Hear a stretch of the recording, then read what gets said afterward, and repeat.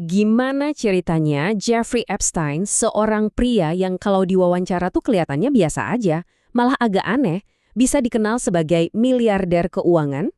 Nah, ini dia pertanyaan besar yang bikin banyak orang penasaran. Oke, ayo kita bedah bareng-bareng. Di satu sisi kita punya mitos, dan di sisi lain kita punya kenyataan. Dan kontras ini paling pas digambarin sama kliennya yang paling penting, Les Wexner. Kesan pertamanya soal Epstein? Ya, biasa aja, nggak ada yang spesial. Perbedaannya tuh jauh banget. Dunia kenal dia sebagai seorang jenius finansial, tapi dalam sebuah wawancara di tahun 2019 sama Steve Bannon, dia kedengerannya aneh banget. Dia ngomongin panjang lebar soal apakah pisang di dapur Anda itu hidup atau mati. Ini jelas bukan obrolan seorang pakar keuangan, kan? Nah, buat memecahkan misteri keuangan ini, kita harus kenalan dulu sama tokoh kuncinya, Les Wexner.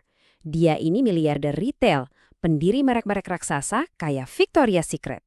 Kalau dari kesaksiannya sendiri, Wexner ini tipe orang yang benar-benar tenggelam dalam pekerjaannya. Dia saking kayanya sampai bisa bangun kota sendiri loh, lengkap dengan sekolah, kantor polisi, semuanya. Dia seorang pembangun yang super fokus sama dunianya sendiri. Nah, yang menarik dari kutipan ini adalah gimana Wexner selalu pakai kesibukannya sebagai alasan. Dia ngaku saking fokusnya sama bisnis, dia jadi nggak terlalu memperhatiin keuangan pribadinya atau dunia lain di luar kerjaannya. Disinilah ceritanya jadi makin luar biasa.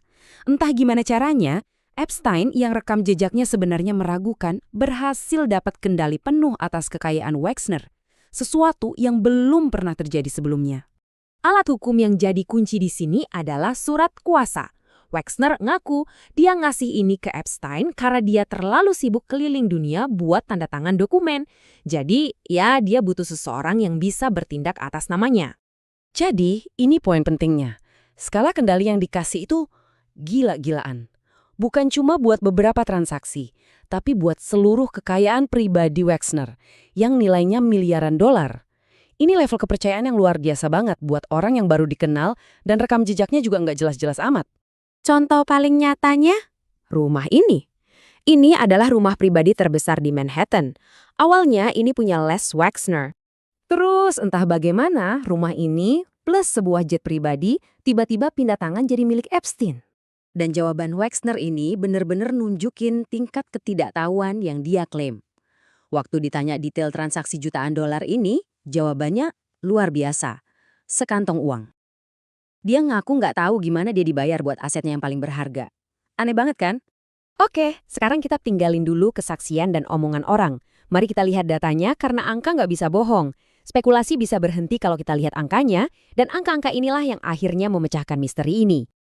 Waktu Epstein meninggal di tahun 2019, nilai resmi warisannya yang sudah diaudit adalah 577 juta dolar. Jadi, poin penting pertama dari data ini, mitos soal Epstein seorang miliarder itu ya cuma mitos. Walaupun 577 juta dolar itu jumlah yang super besar, itu jauh di bawah status miliarder yang selama ini diberitakan. Garis waktu ini ngejelasin semuanya. Kekayaan Epstein itu meroket pas dia kerja buat Wexner. Begitu hubungan mereka putus di 2007 dan dia harus bayar ganti rugi, kekayaannya langsung anjlok. Selama beberapa tahun berikutnya, dia bakar duit terus sampai akhirnya dapat klien kakap yang baru. Grafik kekayaan kayak gini, ini bukan grafiknya seorang jenius finansial. Ini adalah jejaknya seorang pencuri. Nah, ini membawa kita ke kesimpulan ceritanya yang fokus pada apa yang terjadi setelah semuanya terbongkar dan gimana penyelesaiannya ternyata sangat sederhana.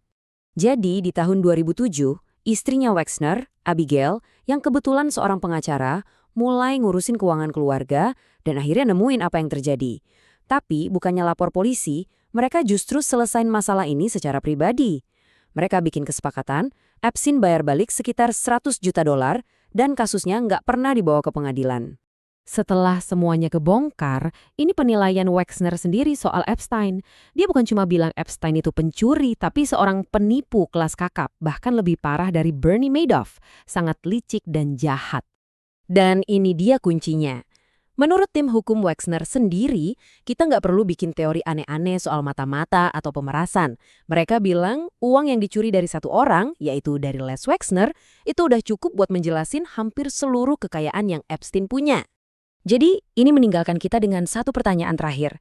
Kalau bukti-buktinya nunjukin ke penjelasan yang sebenarnya sangat sederhana, seorang penipu yang manfaatin miliarder yang terlalu sibuk, kenapa pikiran kita seringkali lari ke teori konspirasi yang jauh lebih rumit? Mungkin karena kebenaran itu kadang-kadang lebih simpel dan sekaligus lebih aneh dari yang kita bayangkan.